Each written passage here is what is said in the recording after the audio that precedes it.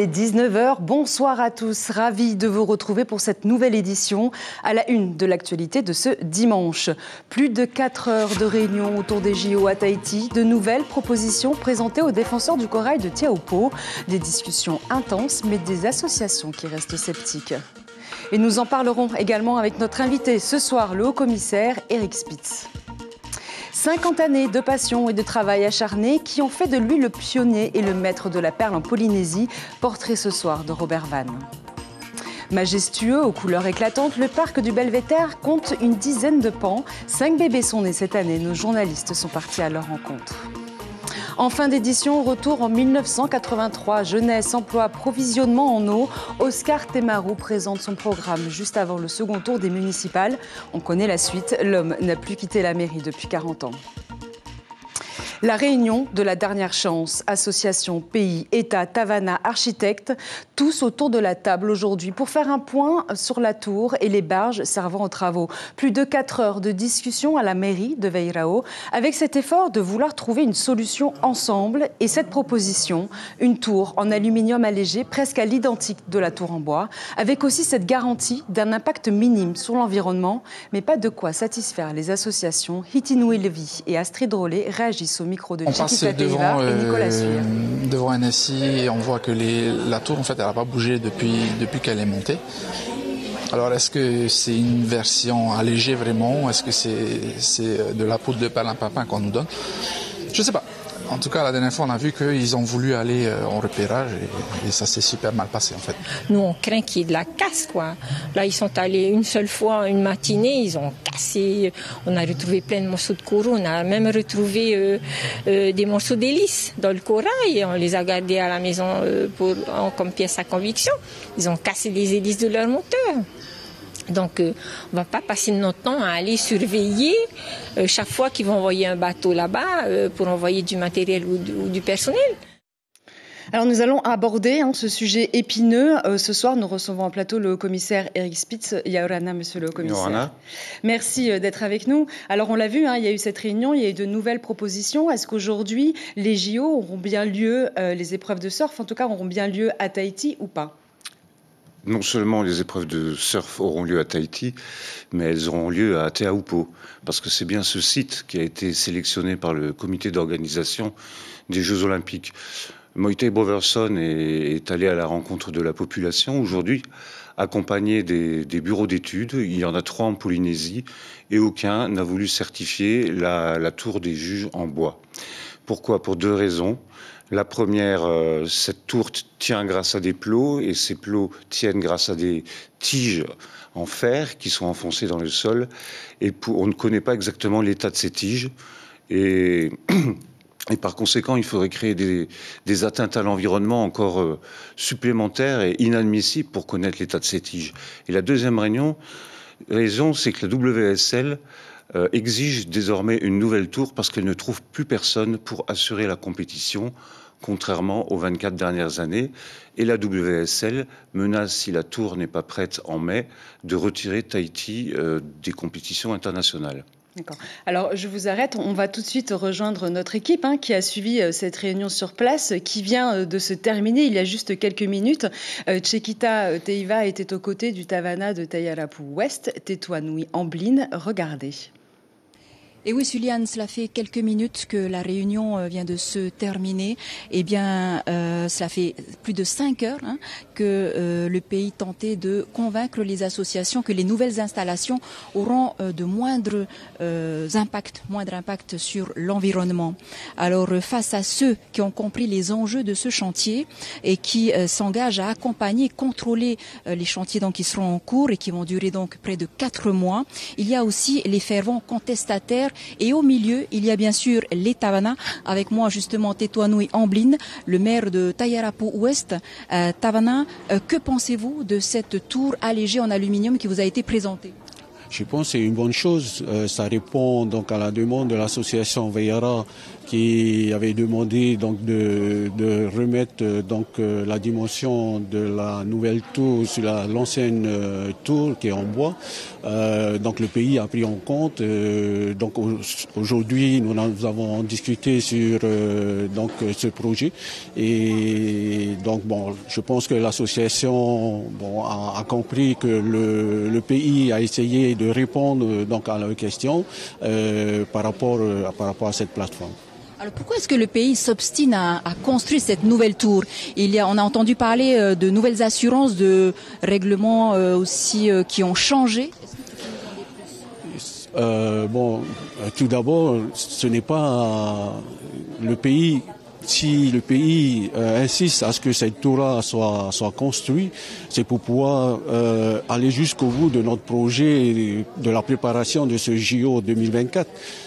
Parce qu'il nous reste que cette plateforme avec tous les travaux qui est en cours et qui est en phase de finalité à finir, à mettre en place et à démarrer surtout. Ça a été retardé parce que il y a des associations qui sont contre de ce projet et qui ont demandé quelques aménagements au niveau de cette tour. Mais pour nous, la commune, c'est primordial. Il nous faut cette tour. Par contre, il nous faut une tour qui est en sécurité. Il nous faut une tour qui est aux normes. Il nous faut une tour qui a été validée par les bureaux d'études, qui est validée surtout par les bureaux contrôle pour qu'il n'y ait pas de problèmes et de soucis au niveau du personnel qui va venir travailler sur cette tour, sur cette plateforme. Et non seulement pourquoi le pays insiste à ce que cette tour soit mise en place, parce que le pays a déjà engagé un budget très important. Vous avez parlé d'un coût justement, d'un budget? Jusqu'à aujourd'hui, on a une estimation, un budget de 2 milliards 200 ou 2 milliards 300 qui a été déjà engagé donc dans les grands travaux de la préparation de la pointe Riri de Tohutu, de la marina de Tehupo, de la passerelle pour passer de l'autre côté de la rivière. Et puis, il y aura la passerelle qui va être mise en place. Si le JO ne se fait pas chez nous, on risquerait d'avoir beaucoup de soucis, beaucoup de problèmes, non seulement le pays, mais tous ceux qui se sont engagés, qui se sont préparés pour accueillir tout ce monde qui va arriver donc l'année prochaine, pour les personnes qui ont préparé des logements, ceux qui se sont investis dans les maisons Airbnb, ceux qui sont investis dans des bateaux, dans des véhicules de transport pour transporter toutes ces personnes qui vont arriver chez nous. Maintenant, s'il n'y a plus ce JO, je ne sais pas comment on va le faire. Voilà. Donc Monsieur le Président a parlé aussi d'une deadline le 13 mai. Oui. Il a parlé d'une deadline, c'est-à-dire que le 13 mai, il faut que les travaux soient terminés. C'est vrai, parce que le plus important aujourd'hui, c'est la WSL qui prépare dans sa compétition au mois de mai. Donc il faut que cette plateforme soit réalisée au plus tard le 13 mai. Et donc, si on veut que cette plateforme soit réalisée au 13 mai, il faut déjà démarrer les travaux au plus tôt. On est déjà très, très en retard. Et donc, c'est le planning que le président nous a présenté aujourd'hui. Donc, il faut qu'on tienne ce planning. Il faut pas qu'on loupe ce planning. On risque de tout louper. Et parce que le WSL va arriver donc au mois de mai. Parce que la plateforme qui est en bois n'est plus aux normes, donc on peut plus utiliser. Donc s'il n'y a pas de plateforme en aluminium, il n'y aura pas de WSL. Voilà, ce sera aussi donc le mot de la fin, comme Tavana vient de le dire. Le pays est donc face à un contre-la-montre. Si le 13 mai, cette plateforme n'est pas terminée, eh bien il n'y aura pas de WSL en Polynésie, il n'y aura pas également de JO 2024. Merci beaucoup, Chiquita Teiva. Alors justement, je me tourne vers vous, monsieur le commissaire. On parlait là de budget. L'État s'est engagé également à financer 50% de tout ce que va impliquer l'organisation des épreuves de surf ici à Teahupo'o. À combien s'élèvent aujourd'hui les coûts pour l'État ? Pour l'instant, Tavana Amblin parlait de 2,4 milliards pour le pays. Pour nous, c'est à peu près 2 milliards de francs pacifiques. Mais je ne vais pas répéter ce qu'il a dit. L'héritage va être magnifique pour les habitants. l'assainissement, l'Internet rapide, les marinas sont refaites, une nouvelle passerelle, l'aménagement de la pointrerie. Il y aura un avant et un après. Et est-ce que du coup l'État sera capable de pouvoir avancer encore un peu plus de financement si effectivement il y a des changements sur les tours, sur les barges ?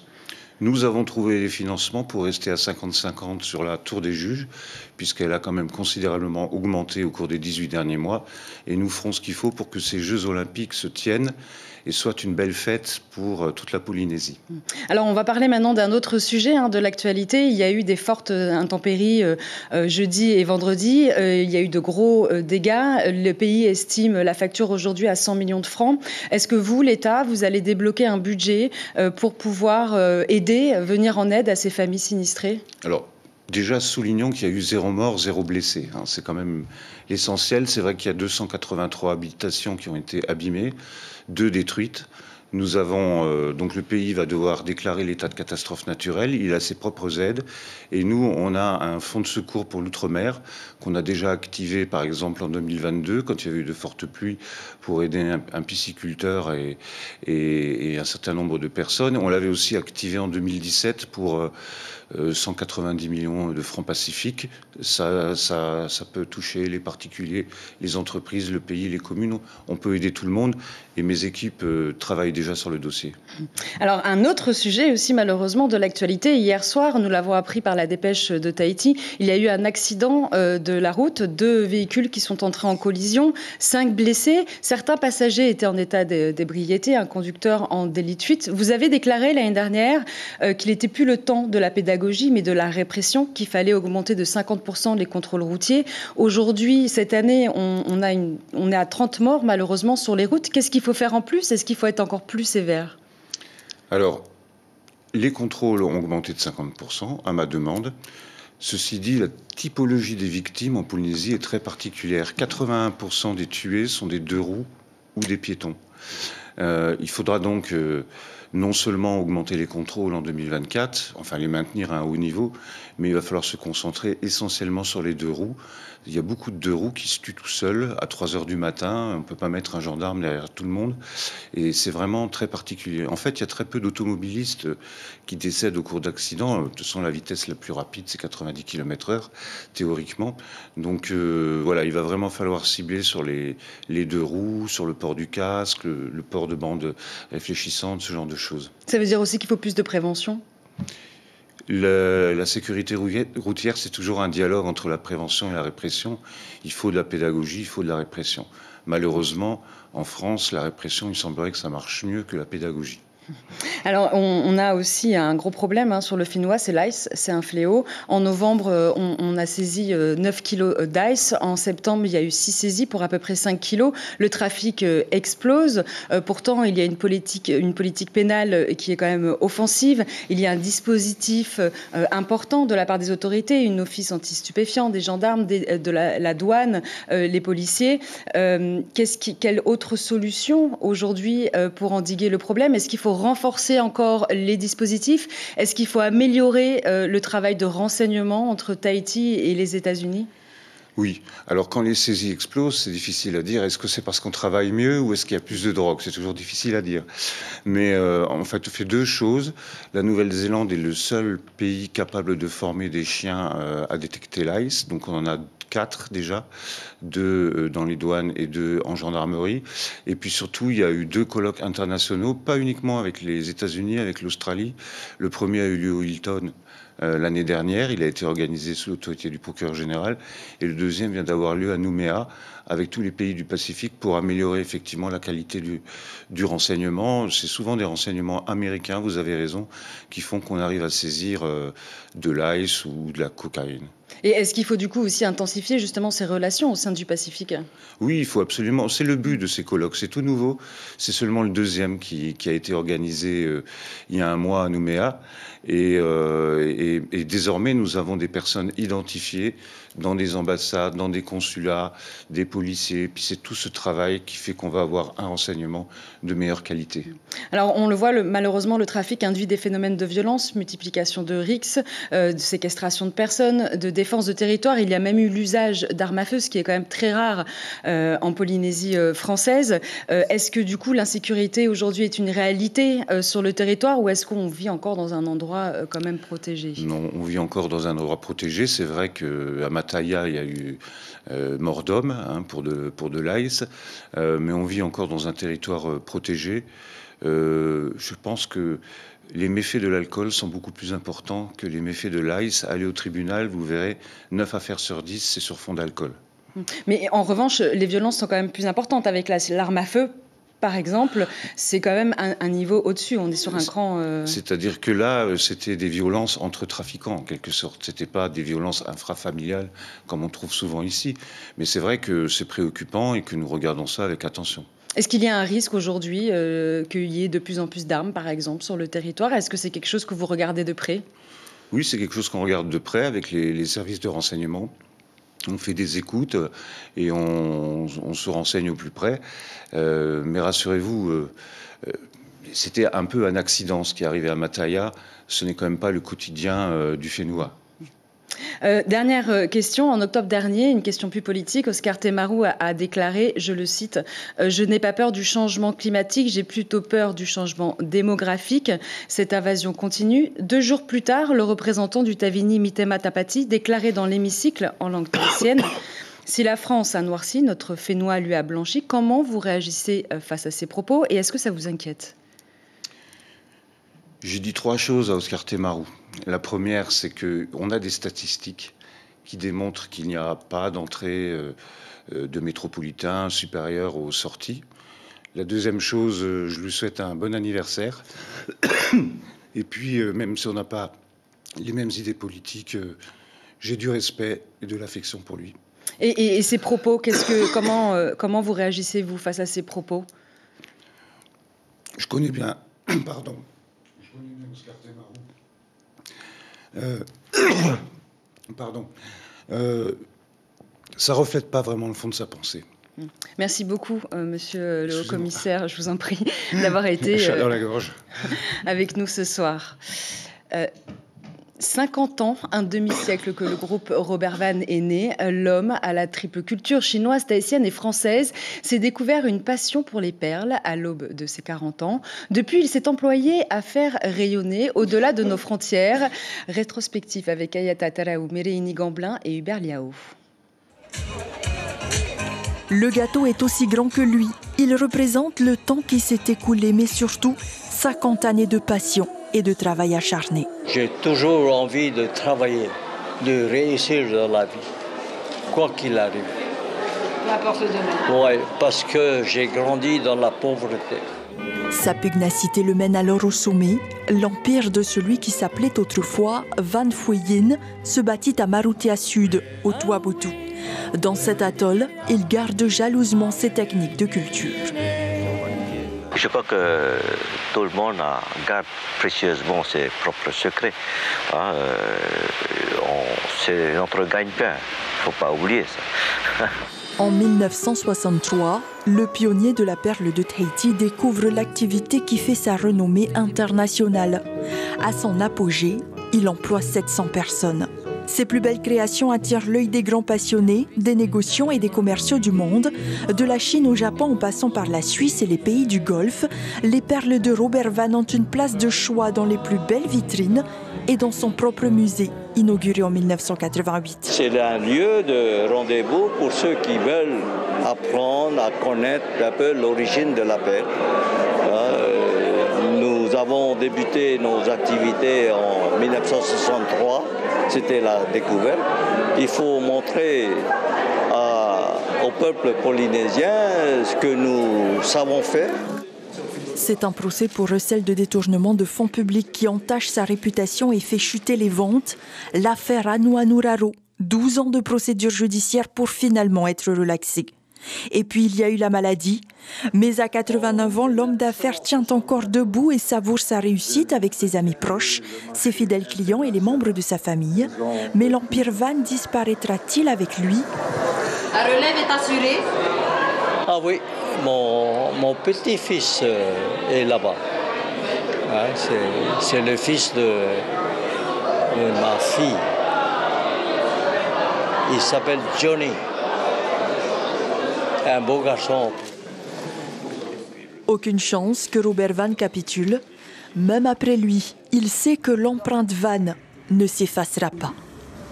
Pourquoi? Parce que Et partons du côté des Marquises, à Ivaroa, pour la 6e édition du concours J'embellis ma commune. Le grand lauréat cette année, l'association Tetanukei Ohana Menu. Pour sa première participation, elle a choisi d'améliorer et décorer le site culturel Gauguin et Jacques Brel à Tuona.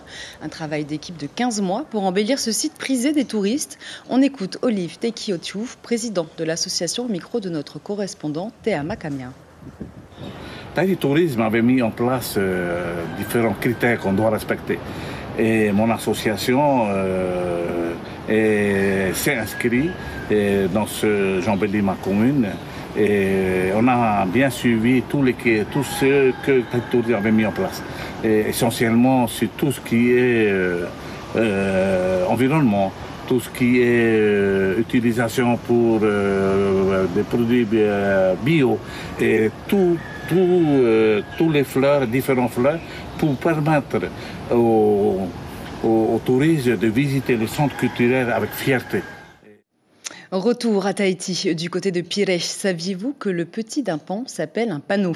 Il y a 2 semaines, 5 BP ont éclos au Rainbow Park et c'est la 3e portée depuis l'ouverture en 2012. La ponte a lieu une fois par an, uniquement lors de la saison la plus chaude. Kaline Liénard et Hubert Liao sont partis à leur rencontre. Regardez.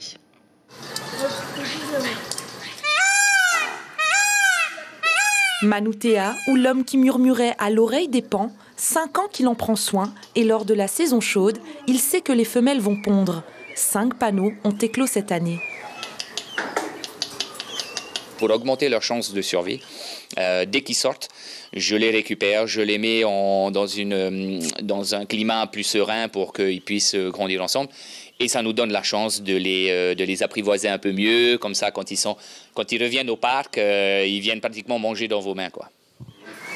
Même s'ils ressemblent à des poussins actuellement, ces panneaux deviendront soit gris et vert si ce sont des femelles, soit bleus si ce sont des mâles.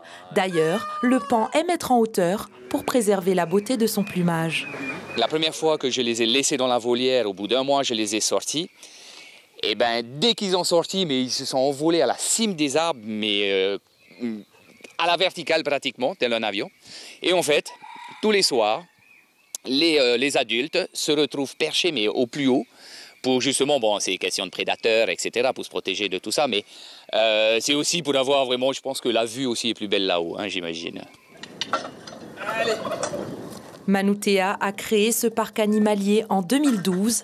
Il a étendu son activité avec l'Acrobranche en 2017. L'occasion pour enfants et parents de s'amuser tout en côtoyant des animaux hors du commun. Est-ce que tu vois l'animal qui est là-bas? Est-ce que tu sais ce que c'est? Un dindon. Et t'en avais déjà vu avant Non. Il n'y a qu'ici, au parc Acrobranche, que tu en as vu? Oui. Il y a 3 mois, ce couple de dindons a donné naissance à 3 petits. Manutea attend que Pano et Dindono atteignent leur taille adulte. Ils seront intégrés au parc dans 6 mois. Et terminons ce journal par notre rubrique Fénois d'avant. Toute la semaine, la commune de Faha célèbre les 40 ans de mandature d'Oscar Temaru. Alors, pour l'occasion, on vous propose de revenir 40 ans en arrière. Le 4 avril 1983, juste avant le 2e tour des élections municipales. La suite, on la connaît. Le leader du Tavini dirigera la commune sans interruption. Jusqu'à aujourd'hui, reportage d'Henri Rofritsch.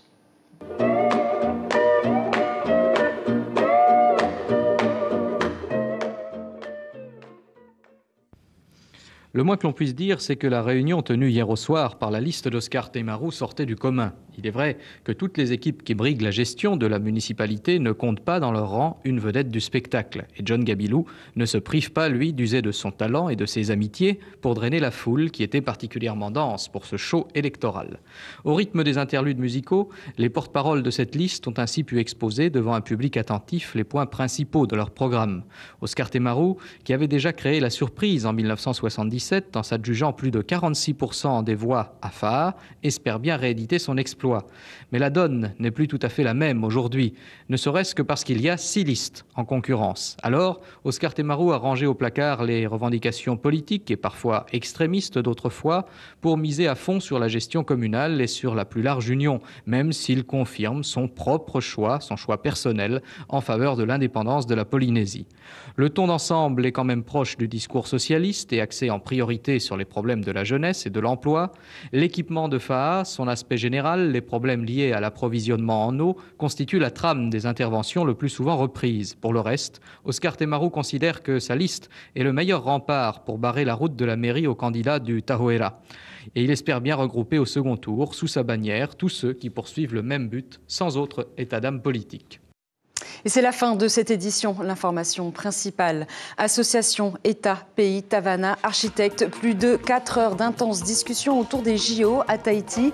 Et cette proposition, une tour en aluminium allégée, presque à l'identique que la tour en bois, avec aussi cette garantie d'un impact minime sur l'environnement, mais pas de quoi satisfaire les associations. Les rendez-vous de la semaine, mardi, remise des palmes académiques à la DG2E.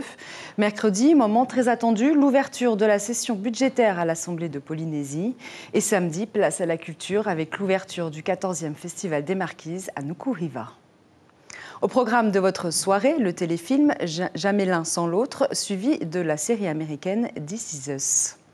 Et demain, vous aurez le plaisir de retrouver Cybèle Plichard aux commandes de votre journal. Merci pour votre fidélité. Excellente soirée à tous.